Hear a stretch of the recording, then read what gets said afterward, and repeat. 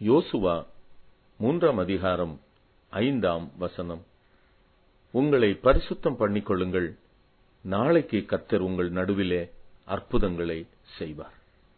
பிரியமானவர்களே, மிகவும் முக்கியமான காரியத்தை உங்களுக்கு தெளிவுபடுத்த விரும்புகிறேன்.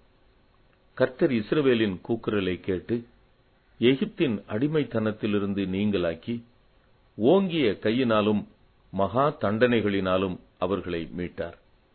அதற்கு ஈடாக ஜனத்திடம் ஒன்றும் எதிர்பார்க்கவில்லை, ஒன்றையும் கேட்கவில்லை. சிவந்த சமுத்திரம் அவர்களுக்கு இடைப்பட்டது. அதை கடக்க கர்த்தர் ஒரு பெரிய மகத்தான அற்புதத்தை நிகழ்த்தினார். பலத்த கீழ்காற்றினால் சமுத்திரத்தை வறண்ட போக பண்ணி ஜலம் பிளந்து பிரிந்து போயிற்று. அவர்கள் வெட்டாந்தரையிலே நடந்து கடந்து போனார்கள்.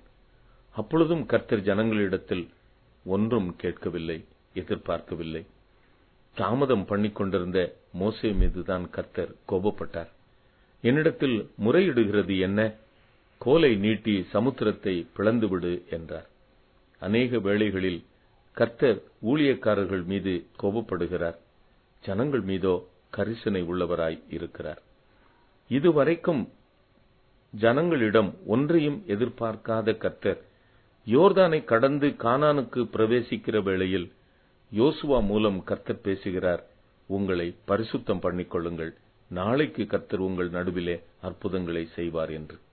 ஆம் பிரியமானவர்களே, இதுவரைக்கும் கர்த்தர் உங்களிடத்தில் ஒன்றையும் வினவாதவர், பரிசுத்தம் பண்ணிக்கொள்ளுங்கள் என்கிறார்.